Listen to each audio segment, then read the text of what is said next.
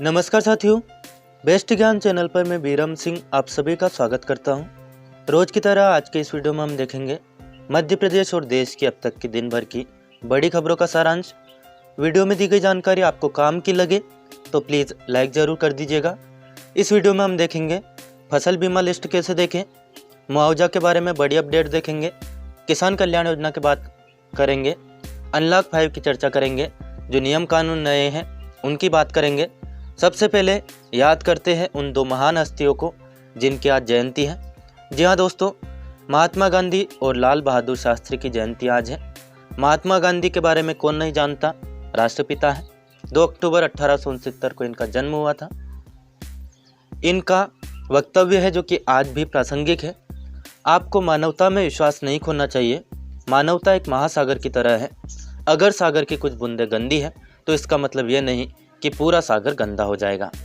वही लाल बहादुर शास्त्री जो कि देश के दूसरे प्रधानमंत्री हैं, इनका कहना है यदि कोई एक व्यक्ति भी ऐसा रह गया जिसे किसी रूप में अछूत कहा जाए तो भारत को अपना सिर शर्म से झुकाना पड़ेगा। इन दोनों ही महान हस्तियों के जो विचार है वह आज भी प्रासंगिक है।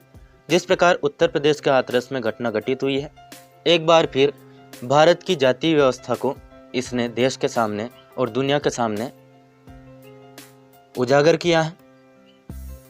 निश्चित तौर पर जो घटनाएं घटित हो रही है लगातार, और दलितों के प्रति खास तौर पर जो घटनाएं घटित हो रही है, उनको किसी भी प्रकार का समर्थन हासिल नहीं होना चाहिए। उत्तर प्रदेश के हाथरस की हम घटना की बात करें तो उत्तर प्रदेश का हाथरस की घटना को लेकर लोगों में रोष है।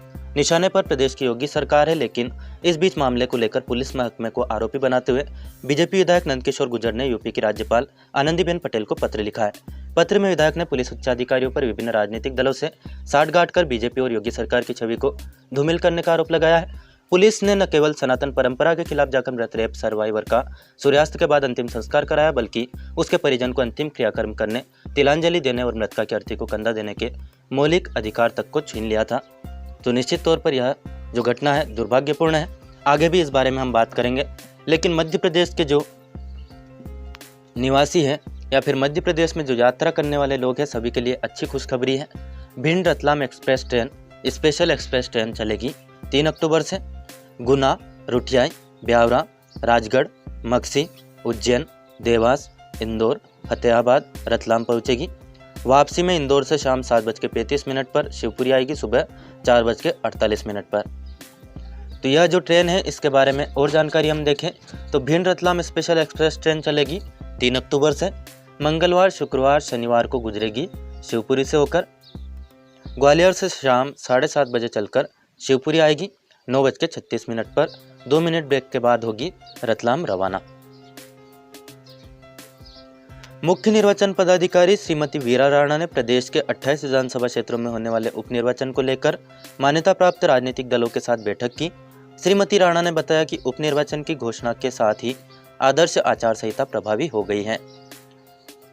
Chief electoral officer Madhya Pradesh की जो है श्रीमती वीरा राणा, इन्होंने बताया कि मध्य प्रदेश में विधानसभा उपनिर्वाचन तारीखों की घोषणा के साथ ही आदर्श आचरण संहिता प्रभावशील हो गई है।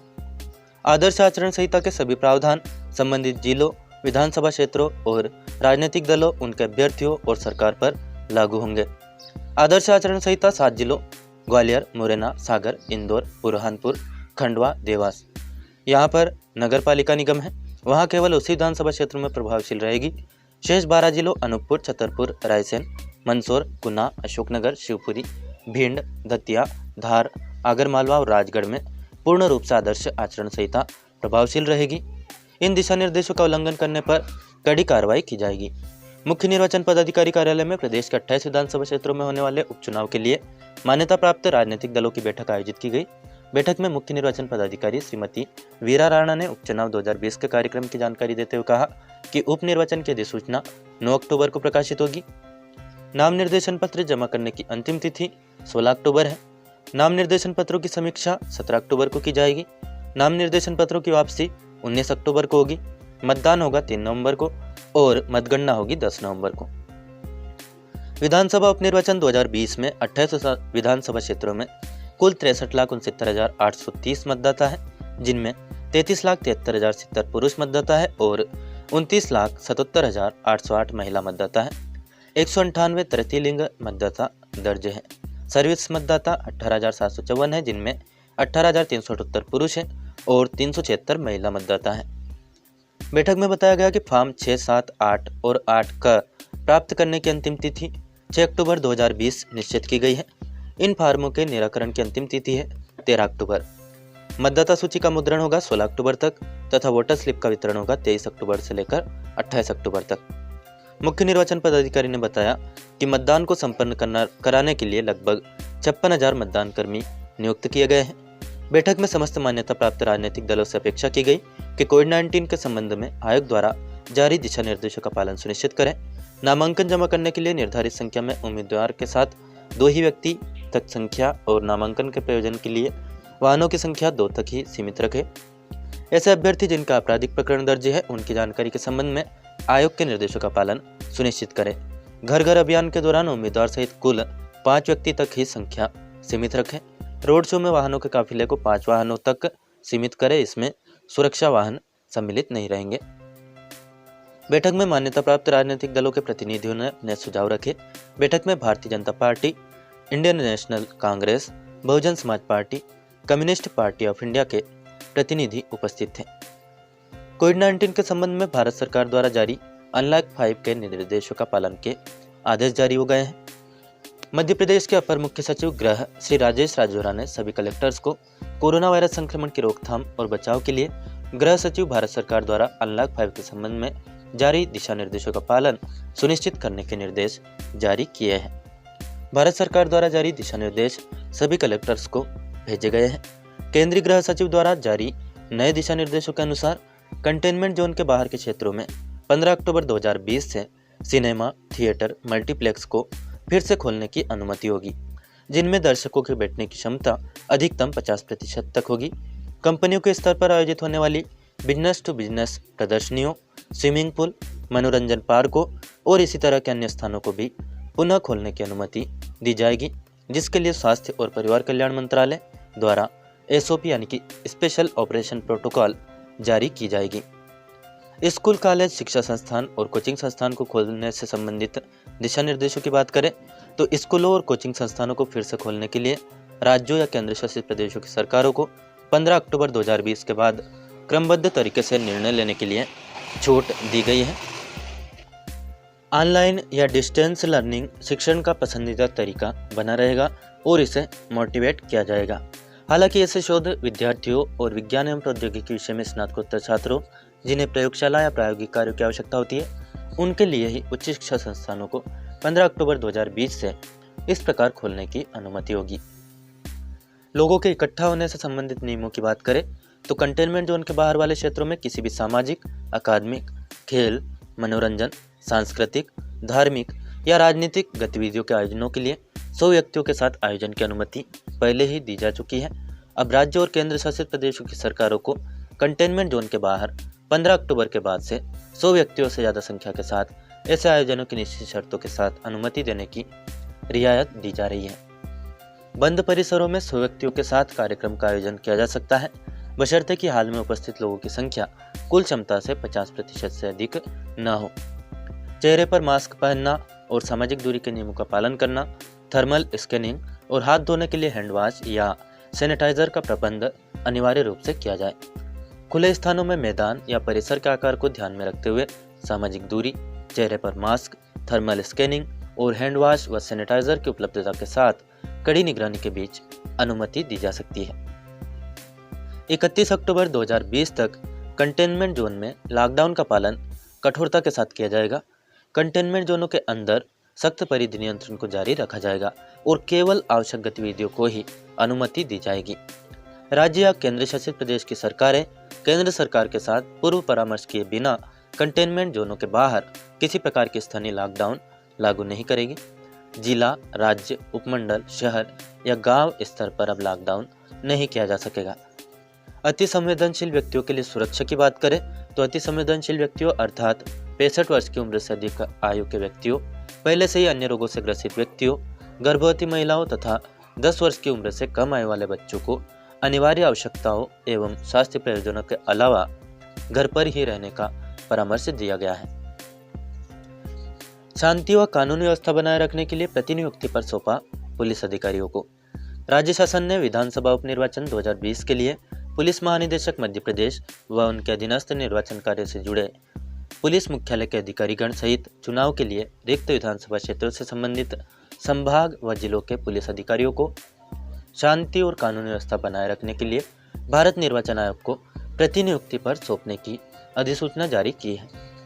सर्कुलर के अनुसार चंबल, ग्वालियर, शहडोल, भोपाल, इंदौर, उज्जैन, सागर, होशंगाबाद संभाग के अलावा होशंगाबाद संभाग के अतिरिक्त पुलिस महानिदेशक, जोनल पुलिस महानिरीक्षक, पुलिस उप महानिरीक्षक की सेवाएं भारत निर्वाचन आयोग को प्रतिनियुक्ति पर सौंपी गई है।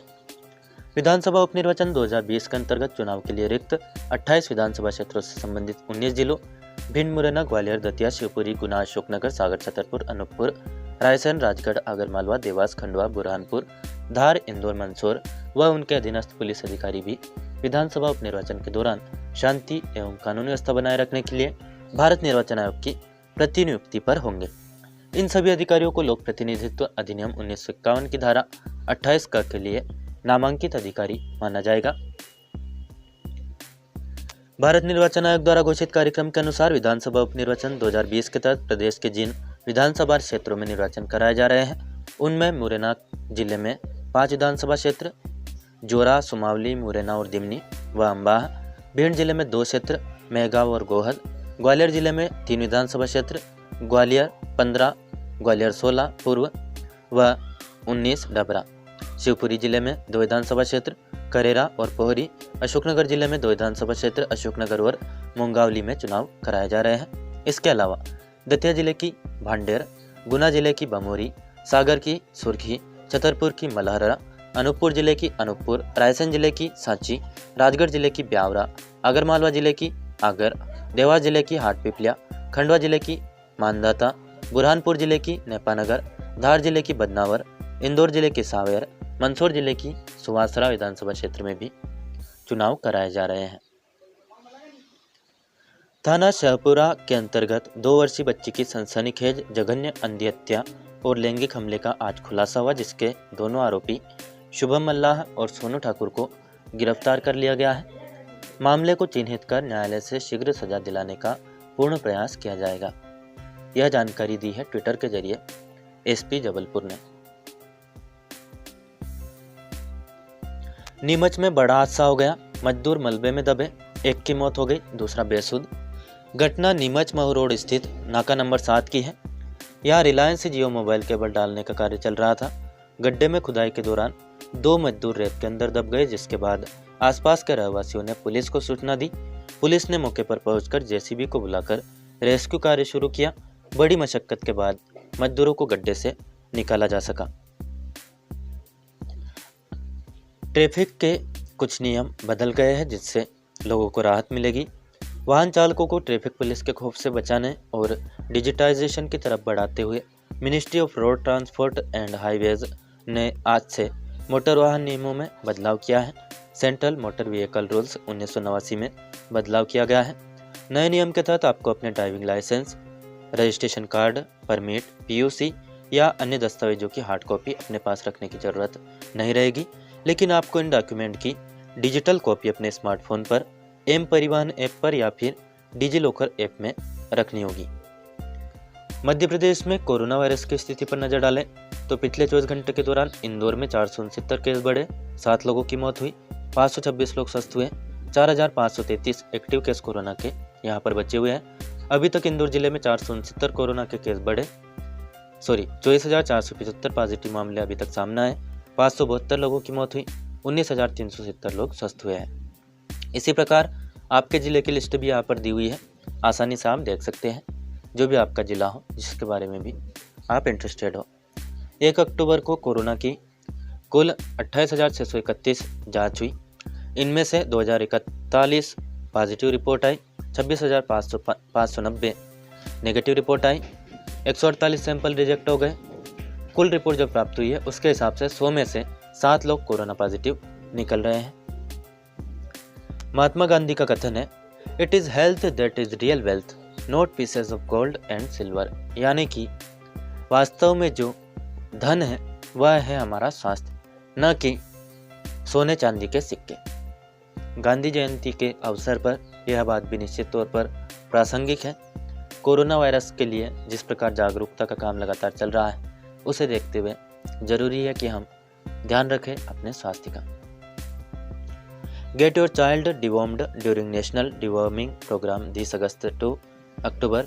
अगस्त से लेकर अक्टूबर तक नेशनल डिवॉर्मिंग प्रोग्राम भी चल रहा है, तो निश्चित तौर पर हमें हेल्थ को सबसे ज़्यादा प्राथमिकता देनी चाहिए वेल्थ के बजाय। यहाँ पर अच्छा पोषण भी अच्छे स्वास्थ्य के लिए ज़रूरी होता है। एक थाली में क्या क्या चीज़ें होनी चाहिए, यहाँ पर बहुत ही काम की जानकारी आपको दी हुई है। यदि संभव हो तो आप ज़रूर इसका पालन करने की कोशिश करें। फल और सब्जियाँ आधा किलो होनी चाहिए एक थाली में। 90 ग्राम दाल, अंडे और मांस। दूध दही की मात्रा 300 ग्राम। बादाम और सूखे मेवे की मात्रा 20 ग्राम।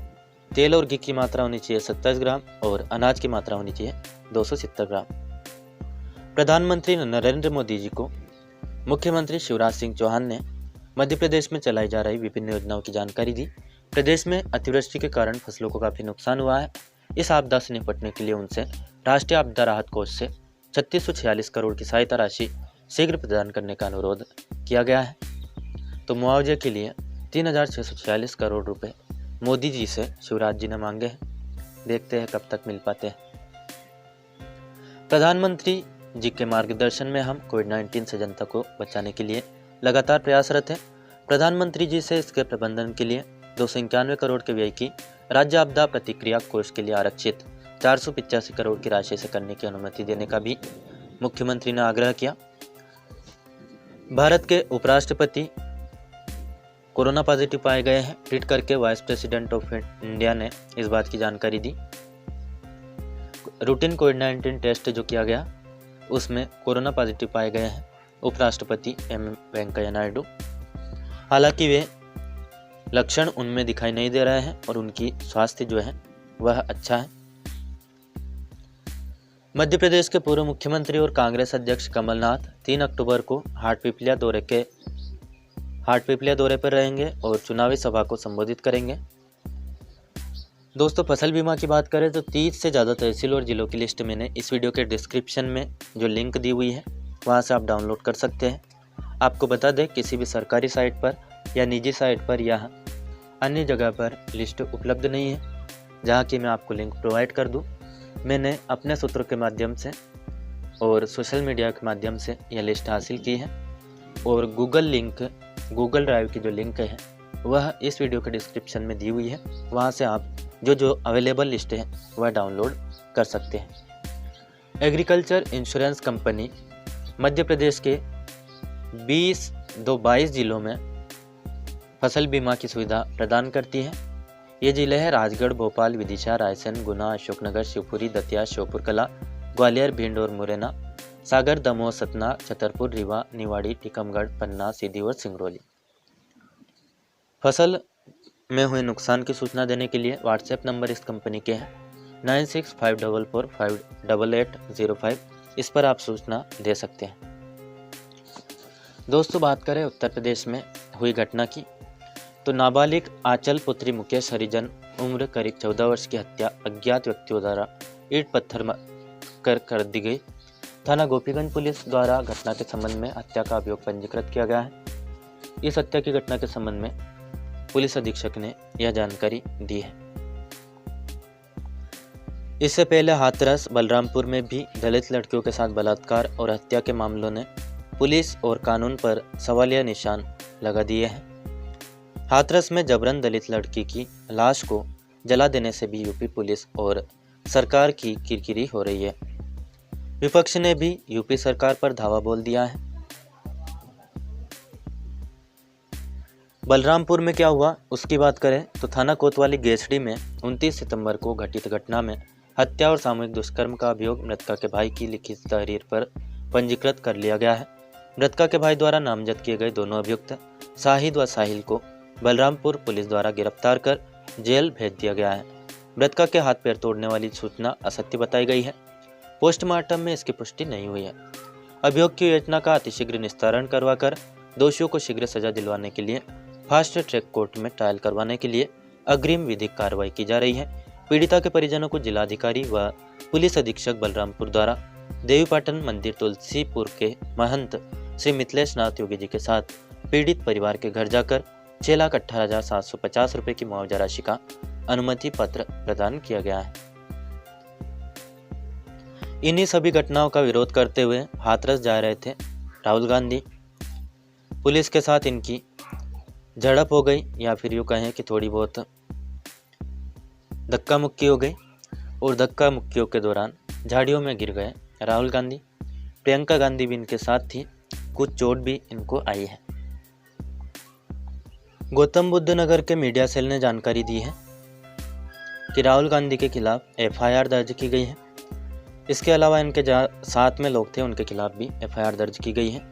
यूपी के हाथरस में दलित युवती के साथ हैवानों ने कथित तौर पर गैंगरेप के बाद उसकी जीभ काट दी थी और उसकी रीढ़ की हड्डी तोड़ दी गई थी। वारदात के बाद वह 1 हफ्ते से ज़्यादा बेहोश रही।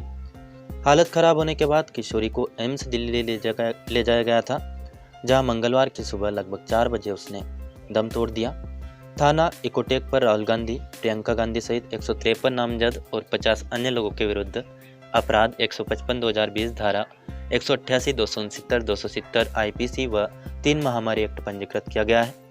मीडिया सेल गौतम बुद्ध नगर पुलिस के द्वारा यह जानकारी दी गई है। यह था दोस्तों मध्य प्रदेश और देश की दिन भर की बड़ी खबरों का सारांश। वीडियो में दी गई जानकारी आपको काम की लगे तो प्लीज़ लाइक ज़रूर कर दीजिए, अन्य दोस्तों को भी शेयर कर सकते हैं। इस चैनल को आपने अभी तक सब्सक्राइब ना किया हो तो सब्सक्राइब कर लीजिए। यहाँ पर आपको मिलती है डेली न्यूज़, करंट अफेयर्स, सरकारी नौकरी और योजनाओं की लेटेस्ट अपडेटेड जानकारी। कोई प्रश्न या सुझाव आपका हो तो कमेंट करके पूछ सकते हैं या बता सकते हैं। फिलहाल इस वीडियो में इतना ही। जय किसान, जय जवान, जय हिंद, जय भारत।